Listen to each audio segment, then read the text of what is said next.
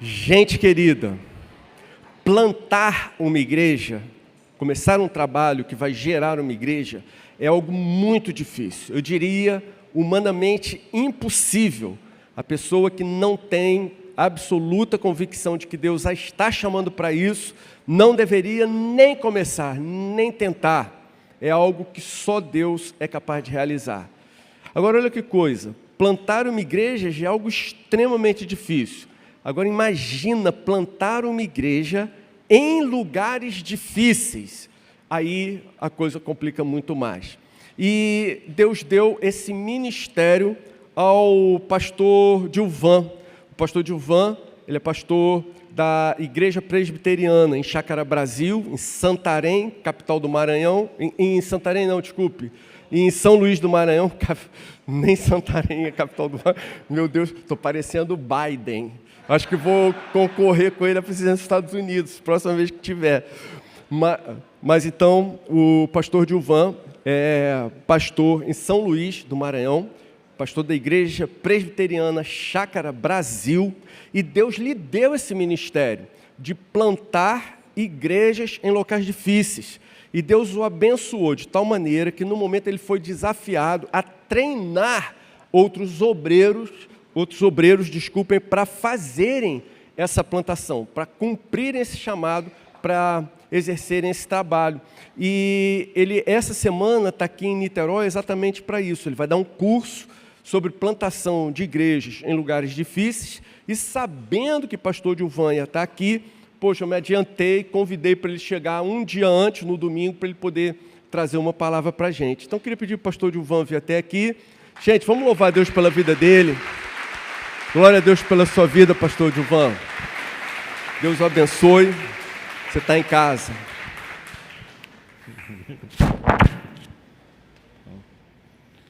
Meus irmãos, boa noite. Louvado seja o nome do Senhor por suas vidas. Que a graça do Senhor seja derramada sobre todos vocês. É uma alegria muito grande estar aqui com vocês. Como o Henrique falou, estou aqui essa semana em Niterói. Terça-feira estarei com os alunos que a gente ministra o curso de Igreja Lugar Difíceis. E na quarta-feira terá um workshop aberto a todos na Igreja Plena Oceânica. Se você estiver conosco, quiser estar conosco, será muito bem-vindo. Lugares difíceis que nós chamamos são lugares de extrema pobreza, de grande violência em todo o país, no mundo, e a gente treina pessoas para plantar igreja nesses lugares. Eu quero, antes de mais nada, agradecer a esta igreja, a acolhida, o carinho de vocês. Gente, os pastores de vocês, é tudo falso. Meu Deus, esses caras são anjos disfarçados de gente e fica dizendo pra gente que é gente como a gente, não é? Eu, antes de subir, o Henrique, eles pararam um tempinho só para me ouvir, falando as minhas loucuras lá, e eles rindo, assim, achando que eu era besta, que eles estavam acreditando em tudo que eu falava. E Henrique disse assim para mim: pastor Dilvan, só quero lhe dizer que esse culto agora ele é transmitido ao vivo. Então, eu acho que ele estava preocupado em eu falar alguma loucura, não é? E aí ele vem de Santarém, capital do Maranhão. Aí não dá, né? Deus abençoe vocês. Minha esposa, se você está me vendo, eu acabei de fazer a mesma coisa que o nosso filho fez. Não sei onde está meu celular. Porque a última vez que eu esteve aqui, meu filho perdeu o celular por aqui, e aí ele botou os pastores tudo para procurar, foi uma loucura, até que a gente encontrou, mas o meu, Cassinha, o meu está lá na sala do Henrique. Eu não sou tão doido quanto o Luiz Adriel. Gente, eu quero falar com vocês sobre evangelismo, sobre discipulado, convidá-los a pensar sobre isso, do que a gente vai falar essa semana. E para isso eu queria meditar com vocês no texto de Isaías, capítulo 6. E eu trago para vocês um abraço caloroso do Maranhão, não é? Que é um lugar quente. Vocês estão com frio? Eu estou morrendo de frio. Alguém desliga o ar-condicionado. Isaías 6, o texto da palavra do Senhor diz assim: no ano da morte do rei Uzias, eu vi o Senhor assentado sobre um alto e sublime trono, e as abas de suas vestes enchiam o templo. Serafins estavam por cima dele, cada um tinha 6 asas, com 2 cobriu o rosto, com 2 cobriu os pés, e com duas voava, e clamavam uns aos outros, dizendo: Santo, Santo, Santo é o Senhor dos exércitos, toda a terra está cheia da sua glória. As bases do limiar se moveram à voz do que clamava, e a casa se encheu de fumaça. Então disse eu: ai de mim, estou perdido, porque sou homem de lábios impuros e habito no meio de um povo de impuros lábios, e os meus olhos viram o Rei, o Senhor dos exércitos. Então um dos serafins voou para mim, trazendo na mão uma brasa viva que é tirada do altar com uma tenaz. Com a brasa tocou a minha boca e disse: eis que ela tocou os teus lábios, a tua iniquidade foi tirada e perdoado o teu pecado. Depois disso ouvi a voz do Senhor que dizia: a quem enviarei? E quem há de ir por nós? Disse eu: eis-me aqui, envia-me a mim. Amém. Amém. Vamos orar? Senhor, mais uma vez clamamos a Ti e suplico ao Senhor que nessa noite Tu pegue homens e mulheres cegos e surdos, inadequados, pessoas de coração duro como nós sabemos que nós somos, e desperta nesta noite uma nova vida. Cria dentro de nós novidade, zelo e alegria e deleite, paixão pela Tua glória, pela glória daquele que está nesse instante sentado em um alto e sublime trono. Pedimos isso em nome de Jesus e humildemente clamamos que Tu fale ao nosso coração, que nessa noite sejamos despertados para a missão que Tu nos chamaste. Mas se há alguém aqui nessa noite longe dos Teus caminhos, que não conhece o Senhor verdadeiramente, que nessa noite haja salvação nessa casa para a glória do Teu nome. Em nome de Jesus, nosso Salvador. Amém. Amém. Então, como eu falei, eu quero convidá-los a pensar sobre evangelismo e discipulado. Eu gostaria de meditar nesse texto. E eu quero trazer para vocês 3 declarações que surgem do que a gente acabou de ler. 3 declarações e uma pergunta muito importante que tem que ser feita e tem que ser respondida. A pergunta é: como iremos fazer o que somos chamados a fazer nesse texto? Então, 3 declarações e uma pergunta a ser respondida, ok? Então vamos nos aventurar nisso. Primeiro lugar, primeira declaração é esta: se você pertence a Cristo, você foi chamado para a missão do Rei. Você vê isso a partir da transição do que acontece no coração, dentro do profeta Isaías. Pense sobre isso. Quando Deus chama Isaías para essa missão, Ele poderia ter enviado qualquer um dos seus missionários profissionais, não é? Os missionários profissionais de Deus são seus anjos.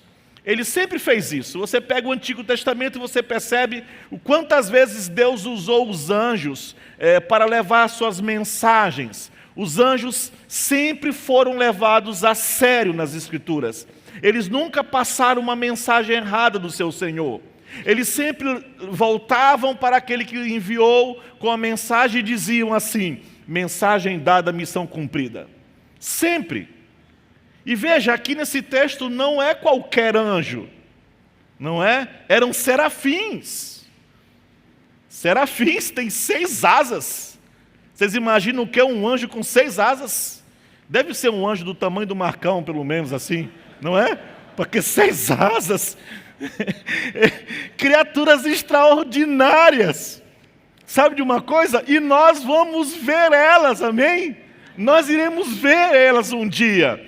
E com 2 asas, diz o texto que eles cobriam o rosto, com 2 asas cobriam os pés, com 2 asas voavam, ou seja, eles estavam ali prontos para ouvir um chamado, uma ordem, prontos para cumprir qualquer mandato do Senhor. Você percebe a postura deles? Eles estão se escondendo, eles estão fora de cena. Deus é tudo nessa cena aqui. E eles não podem olhar para Deus por causa da majestade de Deus. Eles não podem olhar para Deus por causa da glória de Deus. Eles não estão exigindo os seus direitos aqui. Eles não estão se intrometendo em coisas que não dizem respeito a eles aqui. Essas criaturas estão se apagando do quadro para que Deus seja tudo em todos. Eles não estão fazendo isso porque são pecadores. Não. Eles estão fazendo isso porque eles são criaturas, ok? Esses anjos não pecam. Nunca pecaram e nunca vão pecar. Então o que eles estão fazendo aqui é enfatizando que existe uma diferença. Existe uma distinção entre o Criador, o Deus que é, em toda a sua majestade e glória, e as suas criaturas. Esses serafins são criaturas sem pecado. Mas vejam, apesar de estar rodeado por mensageiros angelicais, apesar de estar rodeado por anjos que nunca pecaram, criaturas sem pecado, Deus escolhe na sua sabedoria soberana enviar um homem fraco, inadequado, medroso, sujeito ao fracasso, um homem como nós. Esse é Isaías. Deixa eu fazer uma pausa por um momento. Se alguém perguntasse para vocês, qual é a sua vocação? Qual é a sua vocação? Você poderia responder, eu sou professor, eu vendo seguros, eu pratico medicina, eu pratico direito, eu sou dona de casa, essa é a minha vocação. Eu sou mãe, essa é a minha vocação. Eu sou estudante. Respostas erradas. Qual é a sua principal vocação? Se Deus chamou você para Ele, se você pertence verdadeiramente a Jesus, Ele chamou você para a missão dEle. Amém? Foi para isso que Ele chamou você. Esta é a sua vocação. Não existe agentes livres daqueles que pertencem a Jesus. O apóstolo Paulo vai nos dizer que você foi comprado por um preço. E você então não é mais seu. Você foi comprado por um preço. Você foi comprado por aquele que pagou por você com seu sangue precioso. Então, se você pertence a Jesus, você foi chamado para a missão. E essa missão não é sua. Essa missão não é do pastor Henrique. Essa missão não é da igreja oceânica. Essa é a missão do rei. Essa missão é dele. Ele vê alguém, Isaías vê alguém sentado em um trono, um rei, não apenas um trono, mas um alto e sublime trono. Eu penso que Isaías teve que esticar o pescoço para saber quem ele era. O Senhor sentado em um alto trono, o Deus Altíssimo. Ele é o Deus que mantém o mundo, que mantém o universo nas próprias palmas das suas mãos.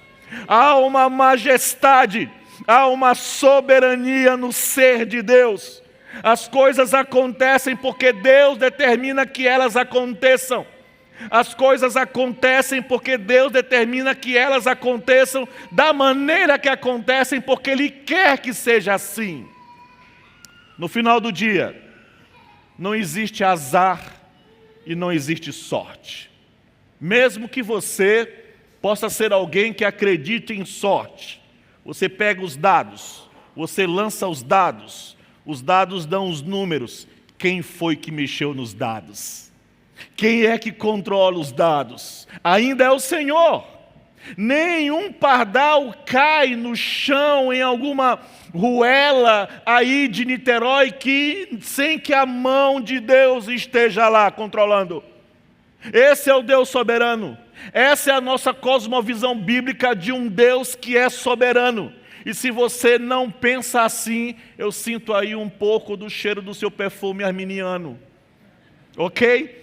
Deus é soberano, Ele controla todas as coisas, Ele ainda é o Senhor. Senhor, Senhor. Ele está presente em todos os lugares. Ele sabe tudo. Ele sabe o que você está pensando agora. Ele é o Todo-Poderoso para os seus propósitos da criação, da redenção, da restauração e do julgamento. Ele é soberano, não há dúvida nenhuma sobre isso. Não há incerteza alguma sobre isso. Um Deus que controla a história, um Deus que controla os assuntos dos homens e das mulheres, um Deus que controla o curso das nações, o Deus que controla a minha vida, o Deus que controla a sua vida, é um Deus soberano. Aleluia! E esse Deus soberano decidiu usar você. Ele decidiu chamar você para ser um instrumento nas mãos dele. Quem é você? Ele chamou você para cumprir a missão dele, como ele fez com Isaías. Você merece isso? Nós não merecemos isso. Nós não merecemos ser instrumento nas mãos dele. O que a gente, na verdade, merece? Um dia eu fui pregar em uma igreja, eu estava entrando com minha esposa, ela disse assim: bem, você merecia uma esposa de pastor melhor do que eu. E eu disse: amor, se Deus tivesse me dado a mulher que eu mereço, coitado de mim. Quem sou eu para merecer você? Se você pertence a Jesus, você foi chamado para a missão dele. Amém? Veja, não é opcional. Não, você não é um agente livre, não. Não existe aquela frase que é dada naquele filme Missão Impossível, para Ethan Hunt, né? A mensagem que vem lá: esta é a sua missão, se você decidir aceitá-la, vai ser destruída em 5 segundos. Não, o nosso Salvador nunca disse isso, porque o nosso Salvador não dá sugestões para você.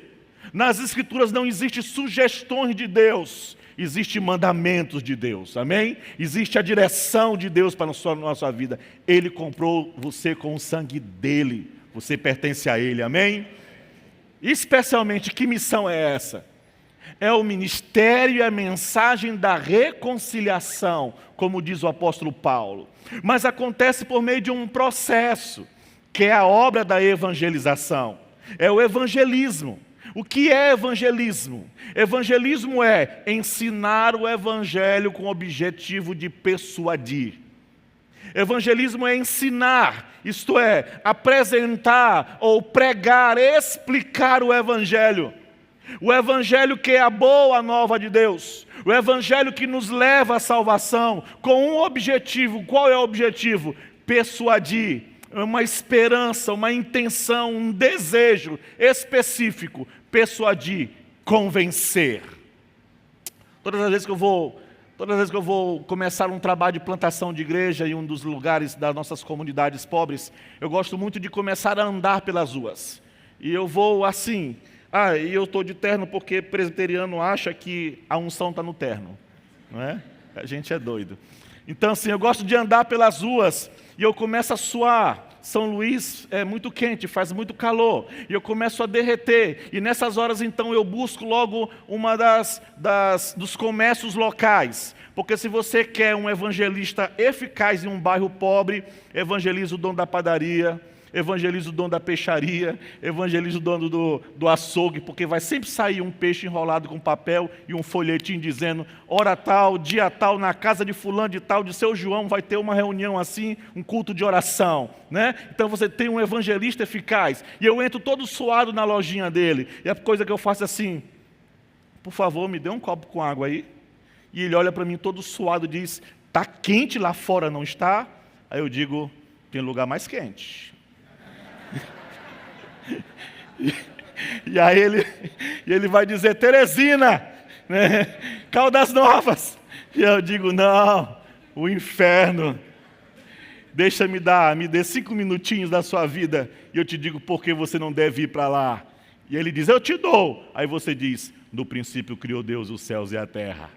E aí você ganha ele para Jesus. O trabalho evangelismo, ele é central para o chamado que foi colocado na sua vida. É fundamental para a minha vocação, porque não é apenas o que eu fui chamado a fazer, é quem eu sou, ok? Nós somos embaixadores do Senhor Jesus, Então nós vivemos uma vida o tempo todo pensando em ganhar uma amizade para que eu possa levar essa pessoa para Jesus. Deus poderia ter chamado os eficientes mensageiros profissionais dele para levar a cabo essa mensagem de redenção, essa mensagem de reconciliação. Ele poderia, e talvez até eu acho que deveria ter enviado os anjos. Eles estavam todos lá ao redor dele, quando ele fez a pergunta: quem enviarei? Quem há de ir por nós? Eles estavam lá. Mas para a glória eterna dele e para o nosso deleite eterno, ele condescende em enviar pessoas como eu e você. E se você pertence a Jesus, meu querido, você é chamado para a missão. Não existe agente livre no Evangelho do Senhor. Então a primeira declaração é esta: se você pertence a Jesus, você foi chamado? Diga aí com força, por favor. Se você pertence a Jesus, você foi chamado? Glória a Deus. Segunda declaração: seu chamado para a missão é um chamado para a obediência, não para o sucesso.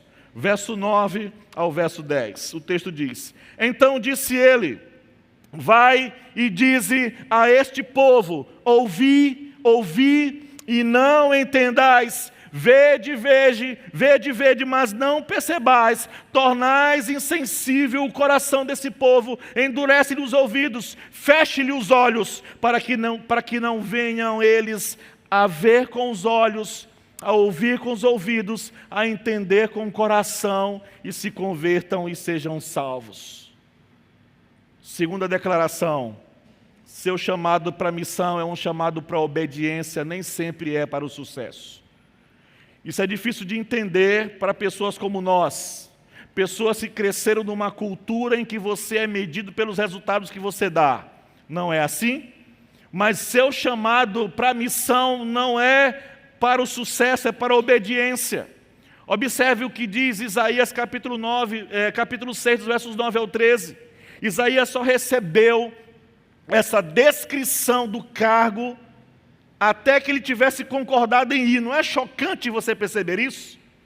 O Senhor pergunta: quem vai por nós? A Isaías: eis-me aqui. E aí depois Deus diz: agora eu vou te dizer como é que vai ser teu trabalho. Não é interessante como isso acontece? Isaías não diz assim: me diz o trabalho aí, eu vou pensar se eu vou. Não, ele diz: Senhor, depois do que tu fizeste por mim, eis-me aqui.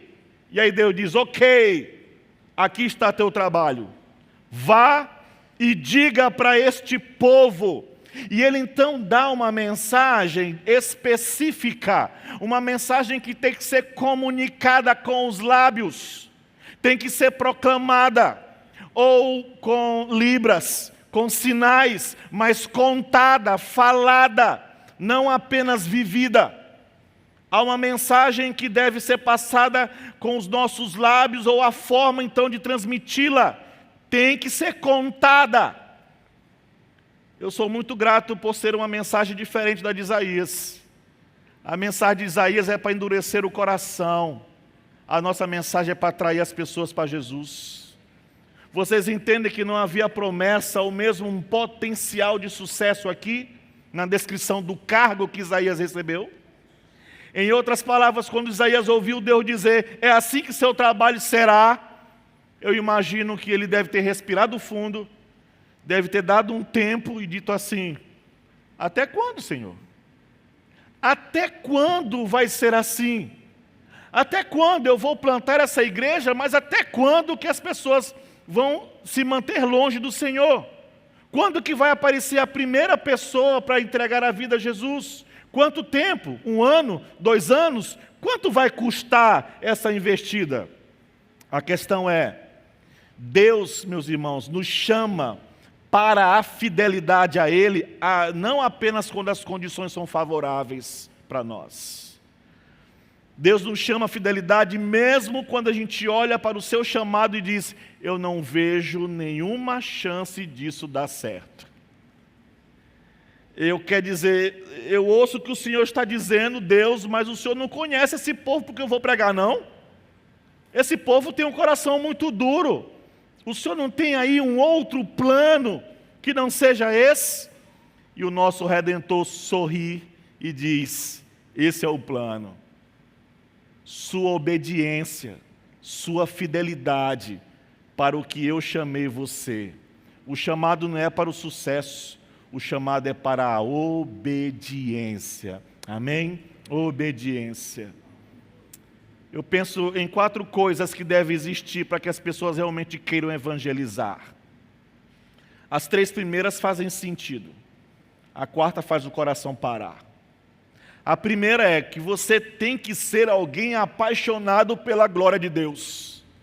Você tem que ser alguém que ama a missão que Deus colocou no seu coração.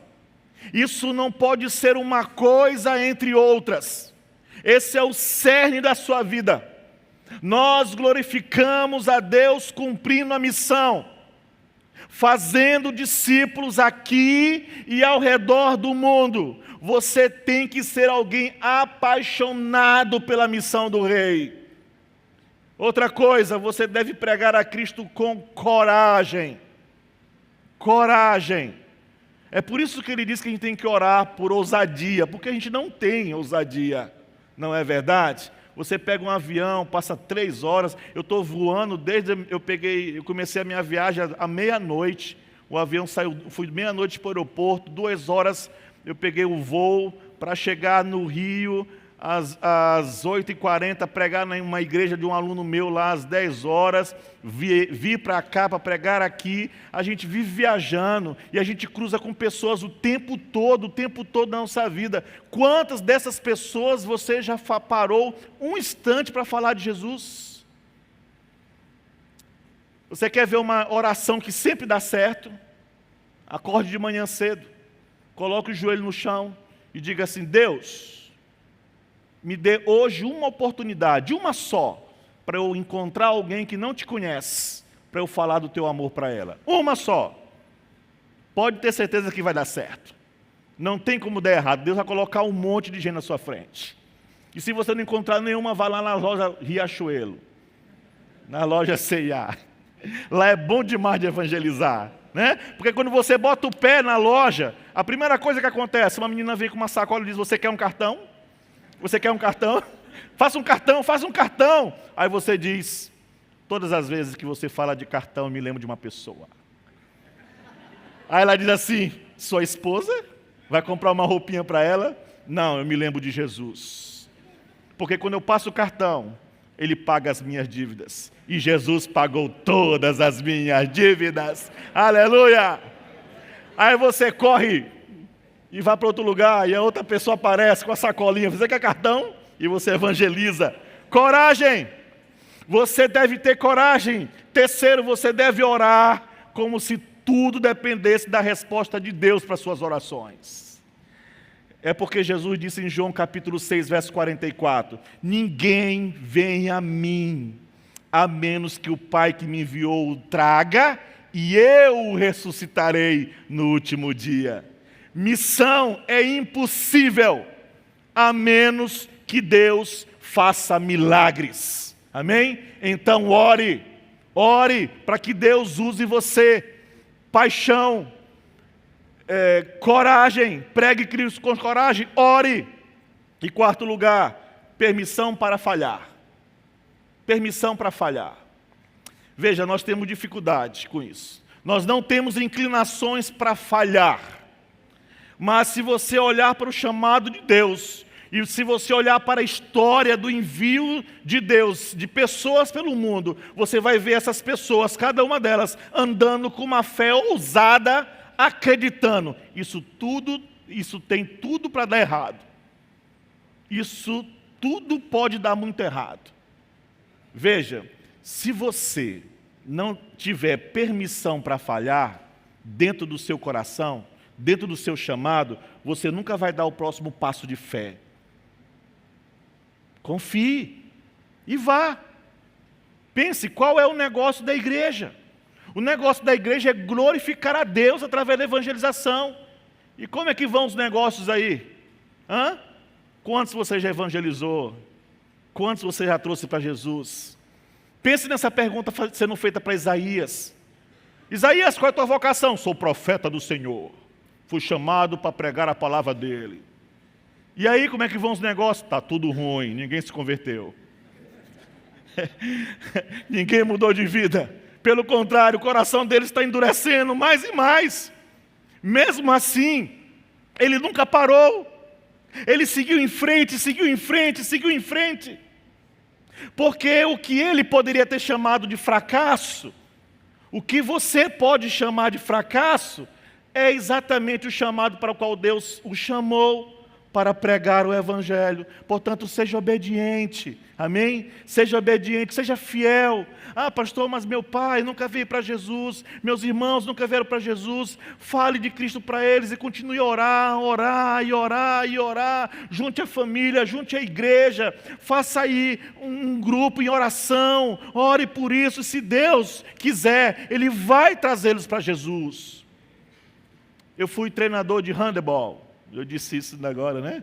Eu sei que o corpo não ajuda para provar essa verdade, né? Mas eu fui treinador de handebol. Eu sou formado em Educação Física pela Universidade Federal do meu estado, do Maranhão, né? E eu sei, não, o corpo não diz nada. E uma das coisas que eu treinava os jogadores era para o fracasso. Porque você joga em um nível onde você assume riscos e você sabe que o fracasso é inevitável, porque não há um atacante que não erre um gol, não há um goleiro que não se atrapalhe, então sempre vai dar algum problema. Então meu trabalho era preparar os atletas para o fracasso. Quando eles falhassem, eles logo olhavam para a plateia, eles olhavam para o placar, esperando lá quanto tempo ainda tinha, de quanto que eles estavam perdendo. Eles ficavam preocupados com as vozes que vinham na cabeça deles de vergonha. Eles olhavam para o juiz e chamavam de ladrão. E então eu dizia para eles, não façam isso. Para animá-los eu dizia para eles, eu garantia que eles iam errar uma hora ou outra. Mas Deus, eu dizia para ele assim, quando acontecer de vocês errarem, não olhem para o placar, não olhem para a torcida, não olhem para o chão, não olhem para o juiz, olhem para mim, seu treinador, e eu e vocês, juntos, iremos consertar isso. É exatamente assim que o campeão da nossa fé, o autor e consumador da nossa fé, ele nos chama e nos prepara para o que pode parecer um fracasso por toda a nossa vida. E ele diz, não olhe para o placar da vida, não escute as pessoas, as vozes pessimistas ao seu redor, não escute as vozes na sua própria cabeça, fixe seus olhos em Jesus, o autor e consumador da sua fé, volte-se para Ele, corra para Ele. E tudo que pode parecer um fracasso na sua vida, Ele vai dizer assim, vamos fazer da maneira certa juntos agora. Amém? Você sabe por quê? Porque a gente sabe qual é o placar final dessa história. Amém?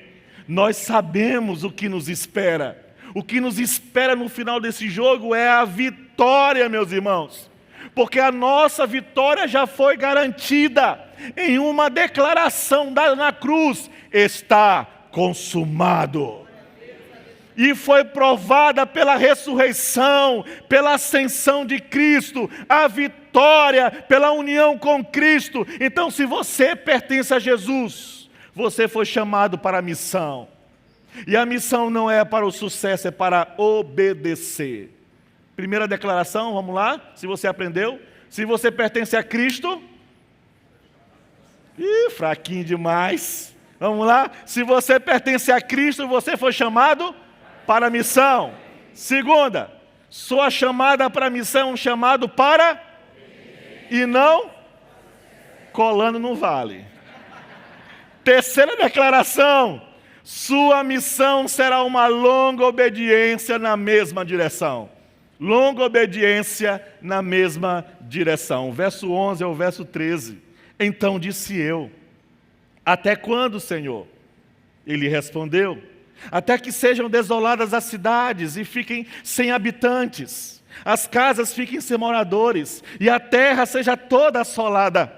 E o Senhor afaste dela os homens, e no meio da terra seja grande o desespero, o desamparo. Mas se ainda ficar a 10ª parte dela tornará a ser destruída. Como terebinto e como carvalho, dos quais, depois de derrubados, ainda fica o toco. Assim, a santa semente é o seu toco. Após a descrição do trabalho que Isaías recebe, ele faz a pergunta: até quando, Senhor? E Deus responde: quando sobrar um toco. Depois de falar sobre a desolação, ele traz um vislumbre de esperança. A santa semente é o seu toco. Um toco?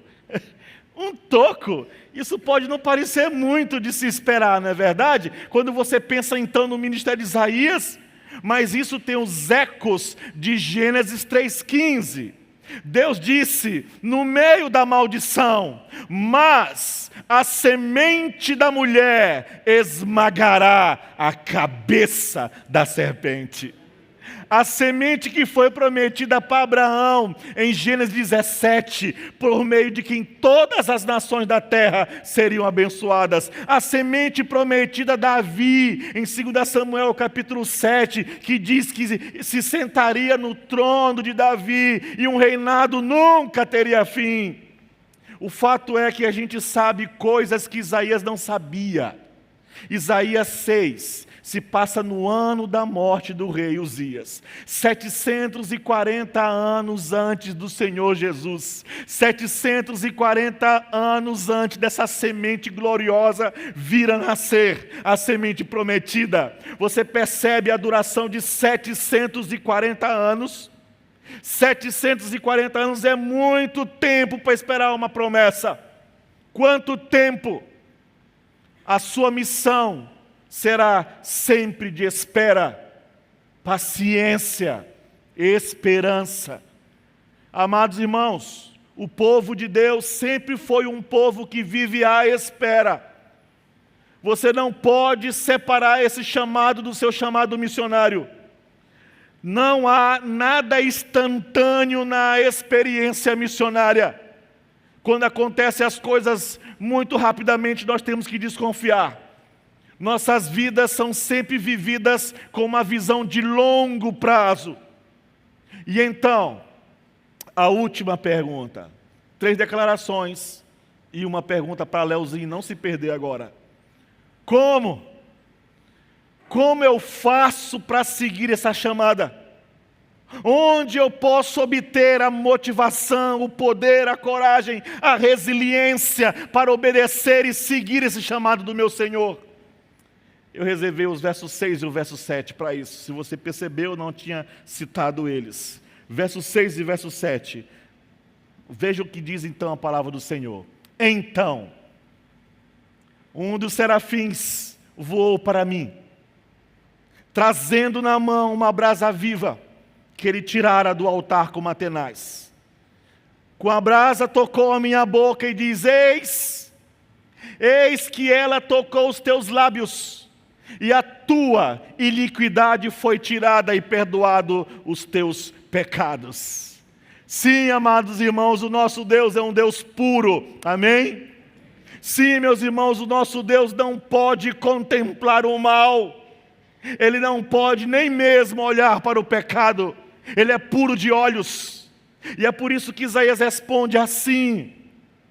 Ele responde para Deus assim, ele encontra Deus no templo, olha para a majestade de Deus e diz: eu estou arruinado, ai de mim, eu sou um homem de lábios impuros. O que, Isaías? Tu és Isaías, o profeta de Deus. Se tem alguém que tem lábios impuros no meio de Israel, só pode ser tu, Isaías. Mas, na presença da majestade, da glória, da pureza, do ardor de Deus, ele viu a impureza dele, ele viu a depravação dele, ele se viu um homem perdido. Isaías sabia onde ele estava, ele entendeu a própria condenação dele quando ele viu Deus. Ele disse: ai de mim. Mas ele entendeu também a libertação quando o verso 6 e o verso 7 diz que o anjo tocou sua língua, seus lábios como uma brasa ardente extraída do fogo, que indica que os pecados foram perdoados, que o sacrifício foi queimado. Dá até para a gente ouvir o tss, não é? Dos lábios pegando, queimando. Não há mais ninguém que precise pagar pelos seus pecados, aleluia. O sacrifício foi feito. E então ele declara: você está perdoado. E então Isaías imediatamente entende e diz: agora eu quero ir. Eis-me aqui. Ele entende a dinâmica. Depois que ele foi perdoado, não houve mais relutância da parte dele. Eu me pergunto se Isaías leu alguma coisa sobre Davi. Quando Davi escreve o Salmo 51, ele diz: contra ti somente eu fiz o que é mal perante os teus olhos, ai de mim. E ele diz: limpa-me, purifica-me, cria em mim, ó Deus, um coração puro, renova dentro de mim um espírito inabalável, sustenta-me com espírito voluntário, e então, sabendo que fui perdoado, eu ensinarei os transgressores os teus caminhos, e os pecadores se converterão a ti, aleluia. É a mesma coisa. Assim que Isaías soube que havia sido perdoado, a próxima resposta foi: se o Senhor fez isso por mim, envia-me, Senhor, como instrumento em tuas mãos, para que eu possa tornar o teu nome conhecido entre as nações. Amados irmãos, aí Léo, essa é a aplicação.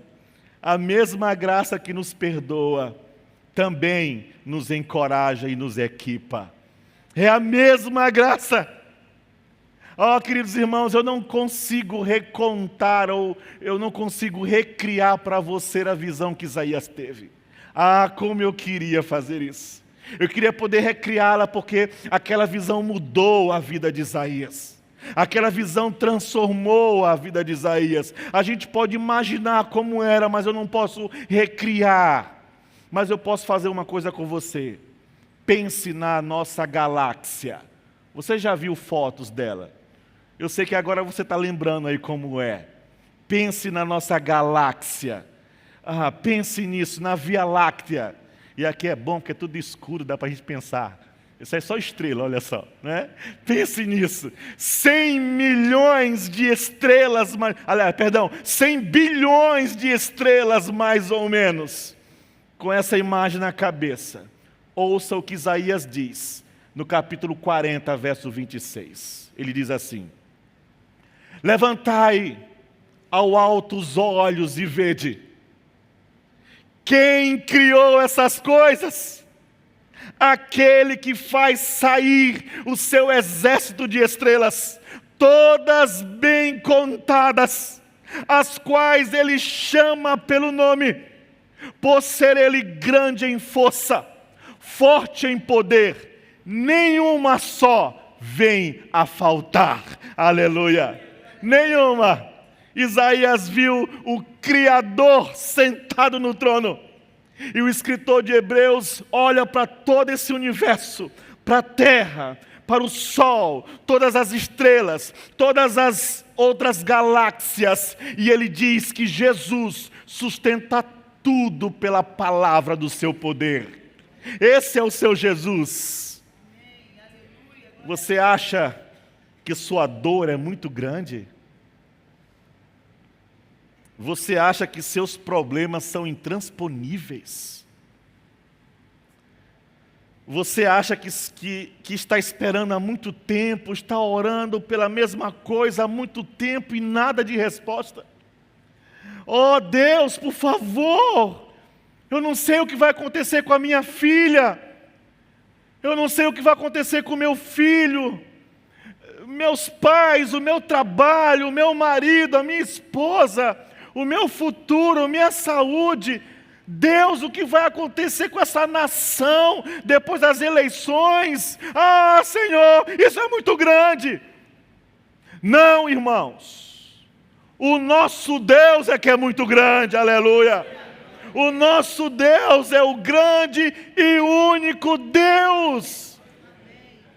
Quando Isaías teve essa visão e ele recebeu esse chamado de Deus, Eu realmente duvido que tenha sido com arrogância, com o peito inflado, que ele disse assim: eis-me aqui, envia-me a mim. Não, eu penso que soou mais ou menos assim: estou aqui, Deus. Deus, o Senhor acha que pode ser capaz de usar alguém como eu?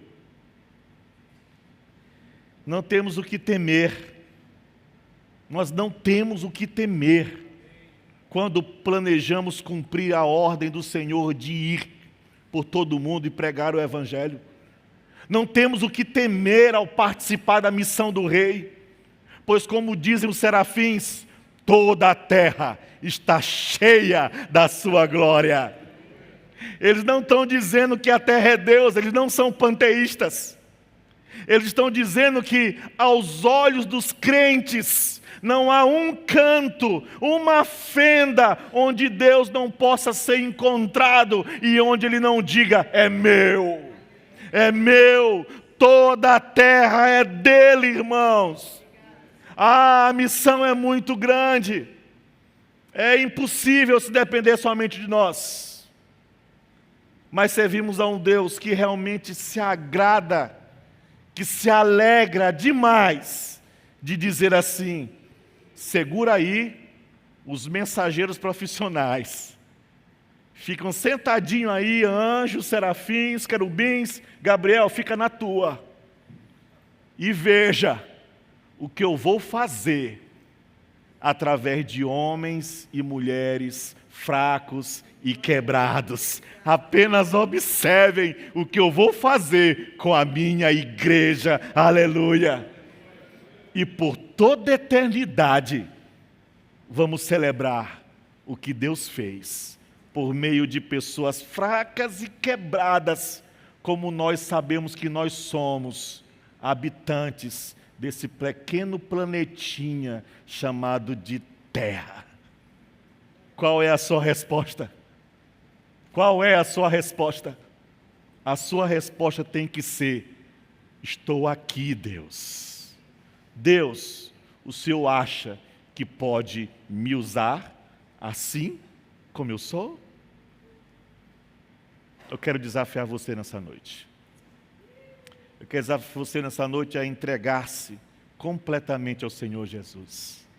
Eu quero desafiar você nessa noite a dizer: Senhor, eis-me aqui. Eis-me aqui. Eu não sei o que devo fazer, mas o que o Senhor disser para eu fazer, eu estou pronto a seguir, do jeito que o Senhor sabe que eu sou, porque eu sei que o Senhor pode me transformar em algo melhor do que eu sou. E se você quer ser um instrumento nas mãos de Deus, e se você está aqui nessa noite e não conhece o Senhor Jesus, e deseja realmente segui-lo, amá-lo, e ser um instrumento nas mãos de Deus, eu quero convidar esta igreja amada e querida a se colocar de pé, e todos nós nos colocarmos diante do Senhor. Somos todos fracos, somos todos quebrados, somos dependentes desse Deus Todo-Poderoso. Amém? Vamos orar? Santo, santo, santo é o Senhor dos exércitos. Ó Deus dos céus e da terra, a terra inteira está cheia da tua glória. Ó Espírito Santo,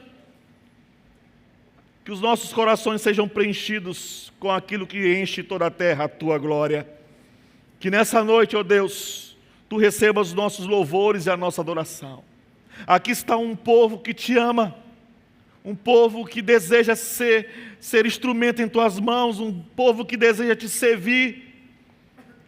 Se há alguém aqui longe do Senhor, resgata, traga para ti em nome de Jesus, salva essa alma ao Senhor. Se há crentes aqui titubeando na fé, fraquejando, desanimados, vivifica, ó Senhor, em nome de Jesus, a fé, o amor, a esperança neles, porque, Senhor, pessoas como nós somos usadas por Ti para o grande ajuntamento da Tua noiva.